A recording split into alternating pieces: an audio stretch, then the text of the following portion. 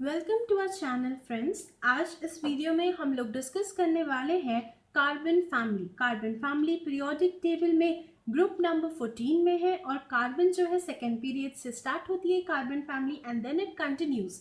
It consist of the elements carbon, silicon, germanium, SN और PB. अब इसमें important रहता है कि आपको पता रहे कि इसमें मेटल कौन है, नॉन मेटल कौन है और मेटलॉइड कौन है।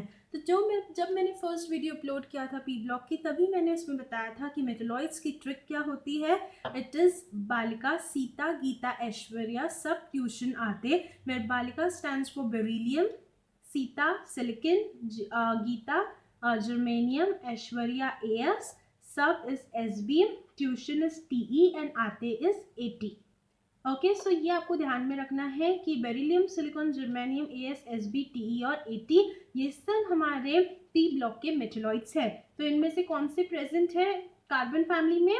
सिलिकॉन और जर्मेनियम। ओके, तो ये हमारे हो गए मेटलॉइड। मेटलॉइड्स के अगर आप ऊपर जाएंगे तो क्या आएगा? Non metal. और मेटलॉइड्स के जब भी आप नीचे जाएंगे तो आएंगे आपके मेटल्स। ओके, अब हम इस कार्बन फैमिली में क्या क्या डिस्कस करने वाले हैं? Physical property, chemical property, allotropes of carbon and compounds of carbon family which include carbon monoxide, carbon dioxide and silicon dioxide. So let's start with it. The first one is its physical property. Physical properties में सबसे पहले उनकी physical state क्या होती है? So all are solid. Okay. Second is about the atomic radii. Atomic radii में अगर आप बात करोगे तो आप बोलोगे ये कार्बन फैमिली है, जैसे ही आप नीचे जा रहे हो नंबर ऑफ शेल्स बढ़ते जा रहे हैं तो आपका एटॉमिक रेडाई बढ़ना चाहिए। बट इसमें एक इफेक्ट आपको ध्यान में रखना पड़ता है, दैट इज लैंथेनॉइड कॉन्ट्रैक्शन। ये देखो कार्बन सेकेंड पीरियड का है तो ये थर्ड, फोर्थ, फिफ्थ, सिक्स, तो जो आपका पीबी होगा वो सिक्स पीरियड का होगा। And we know that six period में क्या आता है? Lanthanoid series. तो लैंथेनॉइड सीरीज के कारण, लैंथेनॉइड कॉन्ट्रैक्शन के कारण पीबी का साइज इतना छोटा हो जाता है कि वो एसएन से छोटा हो जाता है। So this exception you need to keep in mind. तो एटॉमिक रेडाई का ऑर्डर क्या हो जाएगा? कार्बन, सिलिकॉन, जर्मेनियम, फिर कौन आएगा? एसएन नहीं, पीबी आएगा। क्यों ऐसा ऑर्डर चेंज हुआ? Because of the lanthanoid contraction. Okay, अब हम बात करते हैं आयोनाइजेशन एनर्जी की। आयोनाइजेशन एनर्जी क्या होती है? It is inversely proportional to size. अब आप देखो, अगर साइज छोटा रहा, ionization energy is the energy required to remove the electron. अब अगर साइज छोटा रहा तो ये न्यूक्लियस है, ये न्यूक्लियस है, और साइज छोटा रहा तो इलेक्ट्रॉन पे जो न्यूक्लियर चार्ज है बहुत ज्यादा होगा, क्योंकि न्यूक्लियर के बहुत क्लोज है, तो इलेक्ट्रॉन लूज नहीं हो पाएगा। मतलब जिसका साइज छोटा उसके इलेक्ट्रॉन बहुत ज्यादा अटैच्ड है, देयरफॉर उसको आयोनाइजेशन एनर्जी बहुत हाई लगती है, therefore they are inversely proportional. तो क्या ऑर्डर हो जाएगा? ये एटॉमिक रेडाई का ऑर्डर है, तो आयोनाइजेशन एनर्जी का ऑर्डर हो जाएगा जस्ट उसका उल्टा। ओके, अब इसके बाद हम लोग डिस्कस करते हैं इलेक्ट्रॉनिक कॉन्फ़िगरेशन। मैंने बोला था जो पी सब शेल है उसमें मैक्सिमम हम 6 इलेक्ट्रॉन भर सकते हैं। तो देयरफॉर इसके कितने ग्रुप्स होते हैं पी ब्लॉक के? 6। तो पहला हमने पढ़ा बोरॉन फैमिली जिसमें क्या था? NS2NP1, पहला इलेक्ट्रॉन आपने भरा पी में। तो अब हम पढ़ रहे हैं कार्बन फैमिली, तो क्या हो जाएगा? NS2NP2, सेकेंड इलेक्ट्रॉन आपने भर दिया पी में। तो electronic configuration is NS2NP2 where N is the period number. ठीक है, अब हम आगे बढ़ते हैं ऑक्सीडेशन स्टेट की। ऑक्सीडेशन स्टेट में तो कैसे होता है? इसमें जितने भी एलिमेंट्स है, कौन है? कार्बन, सिलिकॉन, जर्मेनियम, एसएन और पीबी। ने भी बताया आप जब पीबी के पास जाते हैं 6 पीरियड, एफ ब्लॉक की इन्वॉल्वमेंट बढ़ जाती है। अब इसमें एक इफेक्ट लगता है, that is inert pair effect. We are talking about inert pair effect. Inert pair effect में आप क्या बात करेंगे? ये जो आपका न्यूक्लियस है ना, और ये इलेक्ट्रॉन है, ये इलेक्ट्रॉन और ये इलेक्ट्रॉन, ये दोनों जो है एक दूसरे पे रिपल्शन की फोर्स लगाते हैं। और ये इलेक्ट्रॉन क्या कोशिश करता है कि मैं यहाँ पे ना एक दीवार बना लूँ, एक शील्ड बना लूँ, एक दीवार बना लूँ, जैसे कि इस इलेक्ट्रॉन पे न्यूक्लियर फोर्स नहीं लग सके। इसी को हम लोग क्या कहते हैं? Shielding effect. It is due to the electron electron repulsion. तो हम जब बात करते हैं इस शील्डिंग इफेक्ट की, तो इसका जो ऑर्डर होता है SPDF, जो F सब शेल है उसकी शील्डिंग सबसे कम होती है। अब जैसे आप पीबी में आओ तो उसमें एफ ब्लॉक, वो पीरियड में एफ ब्लॉक की इन्वॉल्वमेंट बढ़ जाती है। तो जब हम एफ ब्लॉक की बात करेंगे, ये अच्छी दीवार नहीं क्रिएट कर पा रहा है, देखो ये इलेक्ट्रॉन को न्यूक्लियस का जो पुल है बहुत ज्यादा लगेगा, और अगर न्यूक्लियर पुल बहुत ज्यादा है तो इलेक्ट्रॉन लूज नहीं होंगे, देयरफॉर ये हायर ऑक्सीडेशन स्टेट नहीं शो कर पाता, क्योंकि इलेक्ट्रॉन लूज करना ही तो पॉजिटिव में ऑक्सीडेशन स्टेट होती है। Therefore, इसको हम क्या कहते हैं, inert pair effect. The inertness of the NH2 electron is called as the inert pair effect. Inert मतलब नॉन रिएक्टिव। तो ऑक्सीडेशन स्टेट क्या हो जाएगी, ये उसका इलेक्ट्रॉनिक कॉन्फ़िगरेशन है NH2 NP2। तो बाकी जो कार्बन, सिलिकॉन, जर्मेनियम और एसिन होते हैं, इसमें ये चारों आउटरमोस्ट शेल के इलेक्ट्रॉन बाहर निकल जाएंगे, तो इनकी ऑक्सीडेशन स्टेट क्या होगी, +4। बट पीबी की क्या होगी आपकी oxidation state, +2, due to reason inert pair effect. I hope आपको ये समझा होगा, दिस इज वेरी इंपॉर्टेंट। अब हम बात करते हैं एलोट्रोपी की। तो एलोट्रोपी जो प्रॉपर्टी है ये कार्बन शो करता है, ये हम अलग से आगे डिस्कस करेंगे। बाकी सिलिकॉन, जर्मेनियम, एसएन और पीबी भी शो करते हैं, ये ज़्यादा इंपॉर्टेंट नहीं है। जो अल्फा टिन होता है वो वीक होता है और उसका कन्वर्जन टेम्परेचर 13.2 डिग्री सेल्सियस होता है, आप ये बात ध्यान में रख सकते हैं। अब हम आगे प्रोसीड करेंगे the chemical properties of the carbon family. अगर मैं बात करती हूँ केमिकल प्रॉपर्टीज की, सबसे पहले हम डिस्कस करेंगे reaction of the carbon family with oxygen. अब हमें पता है कि कार्बन किस में होता है, +4 उसकी स्टेबल है, अभी हमने डिस्कस किया। ऑक्सीजन किस में होता है, -2। जस्ट क्या करना है, क्रिस क्रॉस मेथड से कंपाउंड बनता है, तो क्या बनेगा, C2O4। हम सिंपलेस्ट फॉर्म में लिखते हैं तो CO2। +2 वाला दो थोड़ा कम स्टेबल होगा, बट बनता जरूर है। अगर कार्बन +2 में है, O -2 में, तो क्या बनेगा, CO। मतलब अगर मैं कोई भी जनरल मेटल ले लूँ जो +4 में है, मतलब कार्बन ग्रुप का, तो वो किस प्रकार का बनाएगा, +4 में MO2 वाली ऑक्साइड बनाएगा, और अगर वो +2 में है तो कैसी ऑक्साइड बनाएगा, MO टाइप की। तो हम अगर इसको अच्छे से देखें तो कार्बन, सिलिकॉन, ये हो गए उसके एलिमेंट्स। तो जो उसके +2 और +4 वाले ऑक्साइड्स होंगे, क्या हो गए, CO, SiO, GeO, SnO, PbO, और +4 वाले क्या होंगे आपके, CO2, SiO2, GeO2, SnO2 और PbO2। अब इसमें पूछता है कि कौन एसिडिक है, कौन आपका न्यूट्रल है, कौन बेसिक है। तो हम इसमें कैसे देखेंगे, एक बार बेटा ध्यान में रखना, एल्यूमिनियम, जिंक, पीबी और एसएन, ये सब क्या रहते हैं, एम्फोटेरिक ऑक्साइड। हमने 10th में पढ़ा है कि एल्यूमिनियम एम्फोटेरिक ऑक्साइड फॉर्म करता है। उसके अलावा ये सब भी एम्फोटेरिक नेचर के होते हैं इनके ऑक्साइड्स। तो एसएन, पीबी, इनके ऑक्साइड्स तो हो जाएंगे एम्फोटेरिक।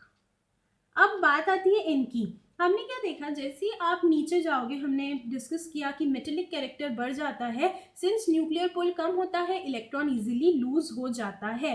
ये है metallic character, and we know that metals are basic in nature. तो मतलब अगर आप नीचे जाओगे तो आपका बेसिक ऑक्साइड्स मिलेंगे, और अगर आप एम्फोटेरिक के ऊपर जाओगे तो आपको क्या मिलेंगे, एसिडिक ऑक्साइड्स। मतलब ये कैसे ऑक्साइड्स होने चाहिए, acidic, which implies that CO2, SiO2, GeO2 ये सब कैसे हैं, एसिडिक, और GeO है वो भी एसिडिक होता है।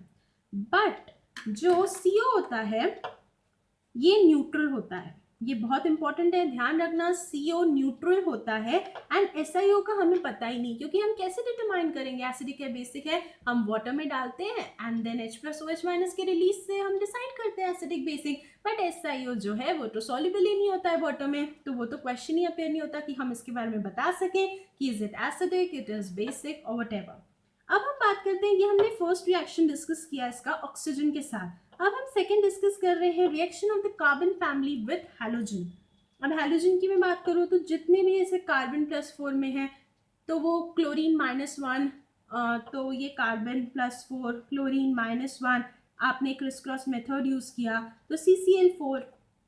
ऐसे कार्बन, सिलिकॉन, जर्मेनियम जितने भी है वो सब ही हैलाइड्स बनाते हैं, पर एक को छोड़ के। All halides of carbon family are possible except one, that is PbI4. PbI4 does not form. तो इसका रीजन क्या होगा? देखो बेटा, अगर उसे PbI4 फॉर्म करना है तो Pb को +4 में जाना पड़ेगा, Pb को +4 में जाना पड़ेगा। हम यूजुअली देखते हैं कि Pb तो +2 में रहता है, मतलब अगर Pb को +4 में जाना है तो उसे 4 इलेक्ट्रॉन रिमूव करने पड़ेंगे +4 ऑक्सीडेशन के लिए, and for this purpose it needs energy. और एनर्जी कहाँ से आती है? जो PbI बॉन्ड बनते हैं ना, ये एनर्जी देते हैं। बट सिंस ये सफिशिएंट एनर्जी नहीं दे पाते, therefore Pb+4 बनता ही नहीं है, एंड Pb+4 नहीं बनेगा तो PbI4 नहीं बनता है।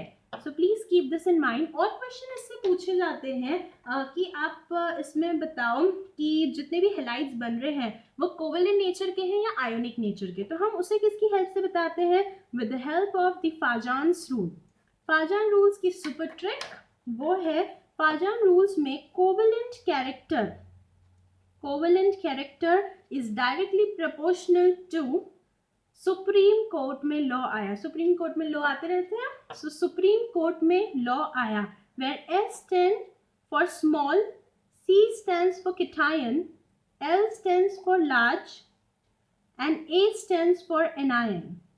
मतलब covalent character is directly proportional to small cation and large anion। अगर मैं आपसे पूछूं कि आयोनिक कैरेक्टर किसके प्रोपोर्शनल होगा, तो आप बोलोगे इट विल बी जस्ट इसका उल्टा, लार्ज होना चाहिए आपके पास cation और स्मॉल होना चाहिए आपके पास anion, राइट? अब ये बात बोलोगे, large cation small anion। Therefore जितने भी हेलाइड्स बनते हैं कार्बन फैमिली में उसमें सिर्फ SnF4 और PbF4, F सबसे छोटा एनायन होता है और सबसे लार्जेस्ट कौन होंगे? जो सबसे नीचे आ रहे हैं Sn और Pb, तो SnF4 PbF4 यही सिर्फ आयोनिक नेचर के होते हैं पूरे कार्बन हेलाइड्स में।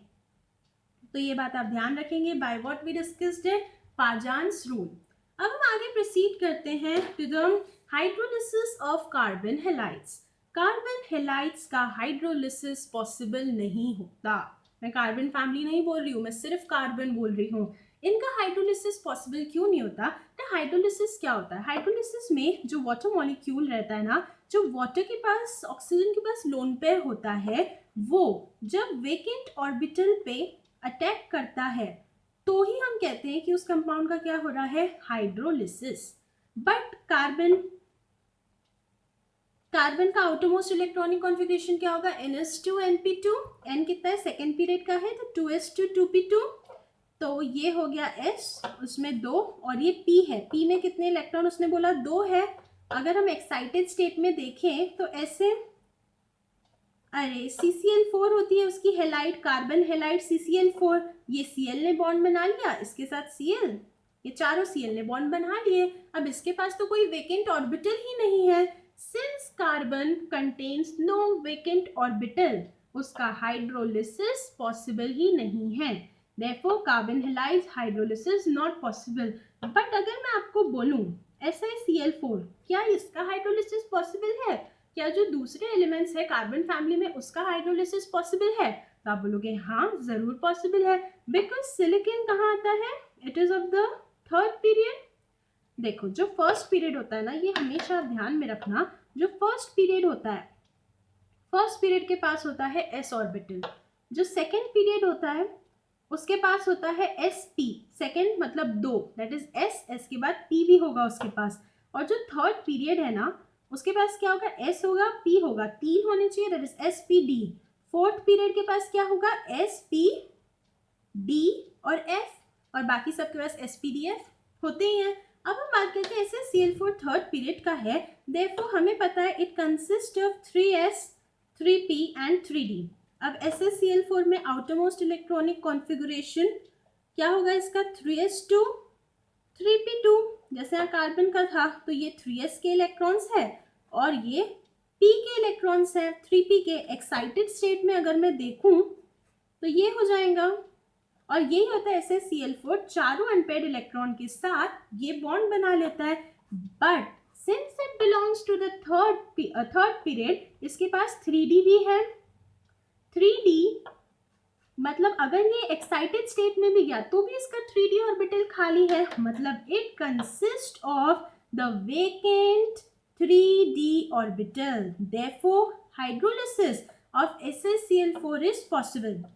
अब क्या होता है बेटा, अब हमने देखा कि उसके पास क्या है, वेकेंट ऑर्बिटल, तो ये SiCl4 है, ये है उसका वेकेंट ऑर्बिटल और ये है वाटर मॉलिक्यूल। इसका लोन पेयर इस वेकेंट ऑर्बिटल पे अटैक करेगा, मतलब क्या है, कोऑर्डिनेट बॉन्ड फॉर्म करता है, ये अपना लोन पेयर डोनेट करता है। तो फाइनली क्या होता है, ये जो सिलिकॉन है, ये क्लोरीन के तो उसके पास बॉन्ड्स है ही पहले से, ऑक्सीजन ने अटैक किया, जब ये कोऑर्डिनेट बॉन्ड फॉर्म करता है, अपना लोन पेयर डोनेट कर रहा है मतलब इस पे पॉजिटिव चार्ज, ये एक्सेप्ट कर रहा है इस पे नेगेटिव चार्ज, ये हमने बना लिए वाटर मॉलिक्यूल। बट ऑक्सीजन तो इलेक्ट्रोनेगेटिव होता है, उस पर पॉजिटिव स्टेबल नहीं होता, तो यहाँ से H प्लस निकलता है, यहाँ से Cl माइनस निकलता है and the HCl molecule gets removed, और यहाँ पे क्या होगा, एक OH आ जाएगा, Cl Cl Cl और HCl। अब फिर से इसके पास आ गया वेकेंट ऑर्बिटल, सिंस 4 ही बॉन्ड फॉर्म करके रखा है, फिर से आएगा आपका वाटर आके अटैक करेगा और फिर एक Cl जाएगा, OH आएगा, ऐसे करके सभी Cl रिमूव हो जाएंगे और फाइनली हाइड्रोलिसिस करके जो प्रोडक्ट बनेगा वो होगा SiOH होल 4 प्लस 4 Cl थे तो 4 HCl बाहर निकल गए। This is called as the silicic acid. तो ये बात आपको ध्यान में रखना है, ये हमने पढ़े hydrolysis of the carbon halides. Okay, अब इसके बाद हमने केमिकल प्रॉपर्टीज देख लिया, ऑक्सीजन और हैलोजन के साथ रिएक्शन। अब इंपॉर्टेंट आता है allotropes of carbon. Allotropes of carbon की हम बात करें तो दो टाइप के होते हैं, that is amorphous carbon and crystalline carbon. Amorphous carbon in the form of coke, coal and lamp black, और crystalline carbon that is diamond, graphite and fullerene. Fullerene क्या होता है, C60। ऐसे कुछ क्वेश्चंस आते हैं, which is the most stable of the carbon allotropes, तो वो होगा graphite. Purest of the carbon allotropes क्या होगा आपका, फुलरीन। अब प्रिपरेशन की बात करें तो जो कोक है, it is prepared when graphite is burned पर cup in the absence of air. Coal कब प्रिपेयर होगा, when graphite is burned, coke prepare होता है इन प्रेजेंस ऑफ एयर और कोल का प्रिपेयर होता है in the absence of air. अगर लैम्प ब्लैक की बात करें, when graphite is burned completely then the ash which is left behind is called as lamp black. अब हम बात करते हैं फुलरीन, डायमंड और ग्रेफाइट। देखिए मैंने ये 4 पॉइंट ऑफ डिस्कशन है मेरे, डायमंड, ग्रेफाइट और फुलरीन तीनों में। पहले हम डायमंड और ग्रेफाइट में बात करते हैं उसके स्ट्रक्चर की। सबसे पहले डायमंड का स्ट्रक्चर कैसे रहता है, it is a 3D crystalline structure. What it is a 3D crystalline structure. कैसे रहता है, ये कार्बन है, कार्बन 3 बॉन्ड बनाता है, ओके, फिर एक कार्बन है, it is link to 1 carbon before, और वो आगे और 3 bond, it expands like this. ये कार्बन, ये एक कार्बन से ऊपर जुड़ा है, ये और 3 से, ये कार्बन एक से इधर जुड़ा है और 3 से, and the structure continues. It is a 3D crystalline giant structure. अगर आप इसमें अच्छे से ऑब्जर्व करो, सो 1 carbon is joint with 1 2 3 4 other carbon atoms, that is इसका हाइब्रिडाइजेशन कितना हो गया यहाँ पे, sp3। And if you note that carbon के आउटरमोस्ट शेल में 4 ही इलेक्ट्रॉन होते हैं, चारों इलेक्ट्रॉन ने बॉन्ड फॉर्म कर दिया, that implies that it contains no mobile electron. Since it has no mobile, no free, no moving electron, it is a bad conductor of electricity. Fine, ये हमने discuss कर लिया किसके बारे में, डायमंड। अगर मैं बात करूं ग्रेफाइट के बारे में, ग्रेफाइट का होता है 3D layered structure. It is in the form, ये देखिए इस फॉर्म में रहता है, and then again hexagonal rings है और ये जॉइंट है, ठीक है, ये हेक्सागोनल रिंग्स है। अगर हम देखें, इसका होता है एक लेयर्ड स्ट्रक्चर, और ये लेयर्स के बीच में कौन सी फोर्स एक्ट करती है, van der Waals force of attraction, and we all know that they are weak force. देखो अगर 2 ऑब्जेक्ट्स है, इनके बीच में टाइट फोर्स है तो ये ऐसे दृढ़ माने ऐसे अटके रहेंगे वहीं पे, बट अगर वीक फोर्स है तो दे विल स्लिप, और अगर ये स्लिप कर रहे हैं, therefore graphite is used as a lubricant because these layers slip over each other. अब हम इसमें फर्दर बात करेंगे कि यहाँ पे इसका हाइब्रिडाइजेशन देखो, यहाँ पे कार्बन ने 1 2 3 बॉन्ड बनाया है। व्हेन इट फॉर्म्स 3 बॉन्ड, उसका हाइब्रिडाइजेशन कितना हो जाएगा, sp2। और अगर वो sp2 हाइब्रिडाइज्ड है, कार्बन तो 4 बॉन्ड बना सकता था, मतलब एक इलेक्ट्रॉन p ऑर्बिटल में मोबाइल घूम रहा है, and due to this free electron, ये होता है graphite a good conductor of electricity. तो ये हमने उसके स्ट्रक्चर से कुछ कंक्लूजन्स निकाला कि एक लुब्रिकेंट की तरह काम करता है, it is a good conductor of electricity. अब हम बात करते हैं कार्बन का हाइब्रिडाइजेशन। हमने ऊपर देखा क्या है, sp3 एंड sp2। थर्ड बात करते हैं हम कार्बन कार्बन बॉन्ड लेंथ। तो इसमें सभी कार्बन की बॉन्ड लेंथ सेम होती है, आप डायमंड की बात करो या आप ग्रेफाइट की बात करो, एंड दोनों ही डायामैग्नेटिक नेचर के होते हैं। ओके, अब हम बात करते हैं इसके यूजेस के। हमें पता है diamond is the hardest substance known, so इसके लिए इसके यूजेस क्या हो जाएंगे, it is used for cutting glass, and since diamond has a high melting point, it is used for the manufacture of tungsten filament for electric light bulb. अगर मैं बात करूं ग्रेफाइट, हमने इनिशियली डिस्कस किया, ये एक लुब्रिकेंट की तरह यूज होता है, good conductor of electricity. Also यहाँ पे वीक फोर्सेस के कारण थोड़ी सी गैप आ जाती है, देयरफॉर इसमें छोटे छोटे एटम सेंटर कर सकते हैं, देयरफॉर इट फॉर्म्स इंटरक्लेजन कंपाउंड। हमने जो इस 4 बेसिस पे डायमंड ग्रेफाइट का डिस्कशन किया, same will be for fullerene. Fullerene सबसे पहले different kinds from C14 to C50 540 रहते हैं, बट C60 जो है इसमें से मोस्ट कॉमन है।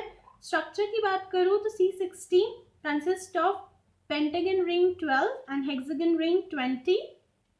Each pentagon is surrounded by hexagon, but vice versa is not true. Okay, हम इसकी बात कर रहे हैं। देन कार्बन का हाइब्रिडाइजेशन, इसमें होता है sp2। बॉन्ड लेंथ जो है 2 टाइप ऑफ बॉन्ड लेंथ इसमें पाई जाती है, बाकी डायमंड और ग्रेफाइट दोनों में same type of bond length थी। Paramagnetic, diamagnetic, diamond, graphite, fullerene, all the 3 are diamagnetic in nature. तो ये हमने डिस्कस किया एलोट्रोप्स ऑफ कार्बन। अब हम आ रहे हैं the last part of our discussion is the compounds of carbon family, that is carbon monoxide and carbon dioxide. Carbon dioxide की अगर मैं बात करूं तो स्ट्रक्चर क्या होगा, एक कार्बन 2 ऑक्सीजन के साथ जुड़ा है, that is carbon dioxide. And you know that oxygen consist of lone pair. Lone pair क्या करेंगे, रेजोनेंस करेंगे। तो क्या होता है, ये जो लोन पेयर है अगर इधर शिफ्ट हो गए, we know that carbon forms only 4 bonds, therefore इस बॉन्ड को ऑक्सीजन पे शिफ्ट होना पड़ेगा। And what is a bond, it consist of electron, therefore oxygen पे क्या आ जाएगा, नेगेटिव चार्ज। तो ये लोन पेयर इधर आए एज अ बॉन्ड, तो ये बॉन्ड नेगेटिव चार्ज जैसे ऑक्सीजन के ऊपर चले गया। अब दोनों ही केसेस में देखोगे तो कार्बन ने 2 ही सिग्मा बॉन्ड बनाए हैं, therefore its hybridization is sp। अगर 3 बॉन्ड बनते हैं तो पहला बॉन्ड सिग्मा होता है, बाकी दोनों पाई होते हैं। तो हम लोग हाइब्रिडाइजेशन में सिर्फ सिग्मा बॉन्ड और लोन पेयर काउंट करते हैं। तो सिग्मा बॉन्ड कितने हैं, 2। लोन पेयर कितना है कार्बन पे, 0, सिंस आउटरमोस्ट शेल 4 इलेक्ट्रॉन। तो ये कितना हो जाएगा इसका हाइब्रिडाइजेशन, sp। अब हम आगे देखते हैं कि प्रिपरेशन ऑफ CO2। सबसे पहले आप जनरल बोलोगे कार्बन का ऑक्सीजन के साथ रिएक्शन करा दो, पर जब एक्सेस ऑफ O2 आप लोगे तो जो कंपाउंड फॉर्म होगा वो होगा carbon dioxide. Also carbon dioxide is formed in the combustion reaction. जब आप हाइड्रोकार्बन की रिएक्शन ऑक्सीजन के साथ कराते हैं तो आपका प्रोडक्ट फॉर्म होता है CO2 and H2O। What is this, this is the combustion reaction. Okay, अब हम थर्ड इसमें बात करते हैं जो लेबोरेटरी प्रिपरेशन होता है कार्बन डाइऑक्साइड का।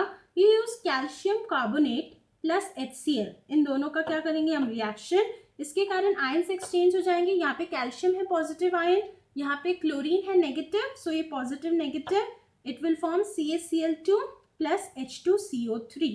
जब भी आप कार्बोनेट्स को कूल टेम्परेचर में रखेंगे तो आपका जो प्रोडक्ट फॉर्म होगा वो होगा H2O प्लस CO2। ये जनरल आप याद रखना, carbonates when given a cool temperature they convert into H2O and carbon dioxide gas. This was the laboratory preparation. Now we talk about the reaction of carbon dioxide. When carbon dioxide reacts with water, the product form is, जब भी आप कोई general oxide लेते हैं उसे पानी में डालते हैं तो एसिड फॉर्म होगी of the same oxidation number. यहाँ पे कार्बन +4 में है, देयरफॉर +4 वाली जो एसिड होगी वो फॉर्म होगी, वो क्या होगी, H2CO3। Okay, in this also carbon is in +4, आप निकाल सकते हैं, चेक कर सकते हैं। This is the acid form. अब हम बात करते हैं जब कार्बन डाइऑक्साइड अल्कली NaOH के साथ रिएक्ट करती है तो प्रोडक्ट्स क्या बनेंगे आपके, Na2CO3 प्लस H2O।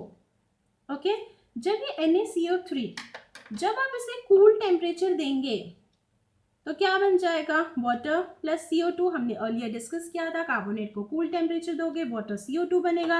अगर आपने उसको एक्सेस ऑफ CO2 से पास कराया, एक्सेस ऑफ CO2 से पास कराया तो क्या प्रोडक्ट बनेगा, bicarbonates। when carbonates are passed from excess CO2 then bicarbonates are formed। Sodium carbonate का क्या बन जाएगा, सोडियम बाइकार्बोनेट। Remember this. अब हम बात करते हैं CO2 is used in photosynthesis।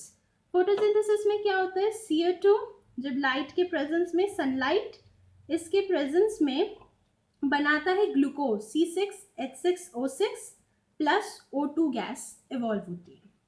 तो ये आपको ध्यान में रखना है। सेकेंडली हम इसमें बात कर रहे हैं दूसरे कंपाउंड की, that is carbon monoxide. Carbon monoxide का स्ट्रक्चर कैसा होगा, सबसे पहले देखो ऑक्सीजन जो है 2 बॉन्ड बना सकता है।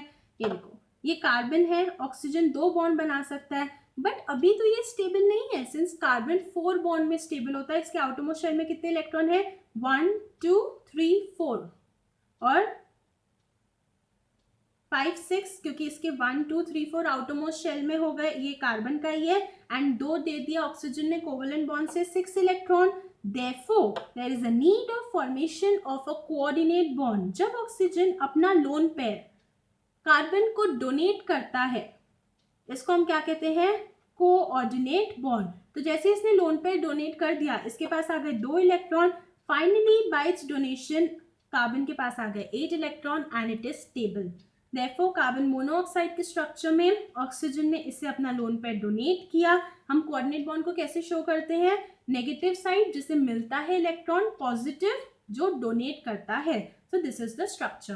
अब एक क्वेश्चन है बहुत important, although CO has electronegativity difference. कैसे, we know that oxygen highly reactive, highly electronegative elements के बीच में आता है, FO और N।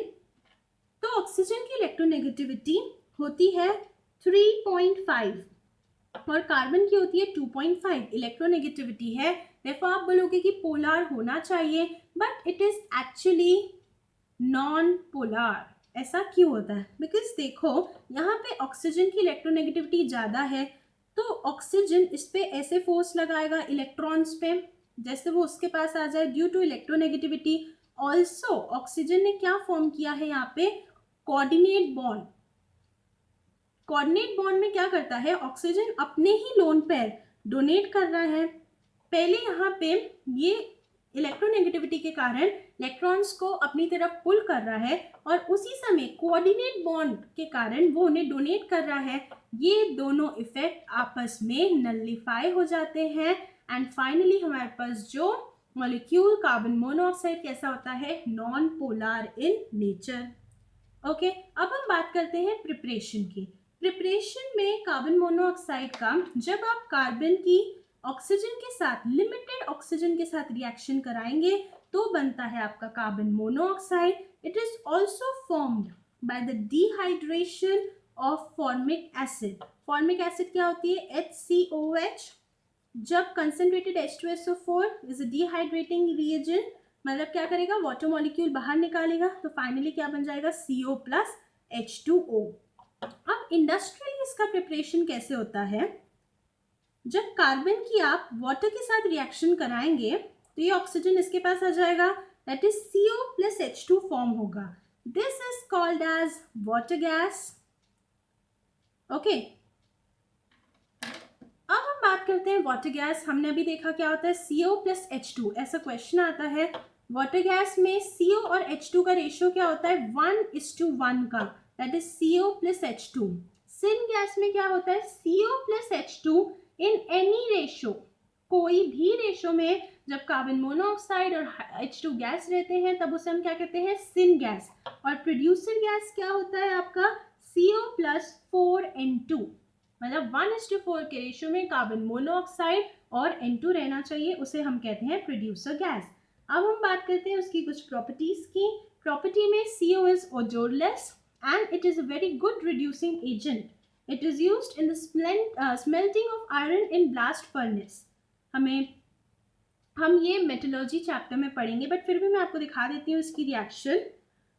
जो आयरन ऑक्साइड होता है, हमें पता है ओर फॉर्मेशन में हम रोस्टिंग करते हैं, उससे ऑक्साइड्स बनते हैं, और जब ये iron oxide carbon monoxide as a reducing agent के प्रेजेंस में आएगा, ये क्या करेगा, Fe3O4 प्लस CO2 बनाएगा।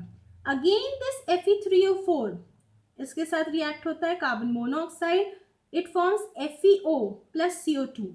Then this FeO, again carbon monoxide is reacted with this and it forms Fe plus CO2. तो ये आपको ध्यान में रखना है smelting process in the blast furnace. Okay? अब हम बात करते हैं CO has more affinity for blood. अगर आपने कभी CO को inhale किया, कार्बन मोनोऑक्साइड को inhale किया, तो it replaces the oxygen. It replaces the oxygen from the blood. उसके कारण क्या होगा, अब ऑक्सीजन नहीं, आपके जो बॉडी में है ऑक्सीजन नहीं होगा, आपके ब्लड में ऑक्सीजन नहीं होगा, अब क्या होगा, carbon monoxide, and oxygen is very necessary हमारे लिए, तो धीरे धीरे फेंट होने लगेंगे हम, and it eventually leads to death. Okay, अब हम बात करते हैं CO और CO2 की एक वेरी इंपॉर्टेंट प्रॉपर्टी की। CO and CO2 they both burn with a blue flame. They both burn with a blue flame. तो अगर ऐसा क्वेश्चन आया, oxide with burns with a blue flame and it's neutral, तो आप क्या लिखोगे, अभी हमने डिस्कस किया कार्बन मोनोऑक्साइड इज न्यूट्रल। अगर आया question oxide, carbon oxide which burns with a blue flame but is acidic in nature, तो आप क्या लिखोगे, CO2। ओके, लास्ट हम इसमें एक कंपाउंड डिस्कस करने वाले हैं, दैट इज सिलिका और सिलिकॉन डाइऑक्साइड। सिलिका या सिलिकॉन डाइऑक्साइड का होता है 3D giant covalent solid. Covalent solid मतलब इसमें सभी कोवेलेंट बॉन्ड्स होंगे। इस प्रकार होते हैं कि every silicon atom is bonded in a tetrahedral manner with a oxygen atom.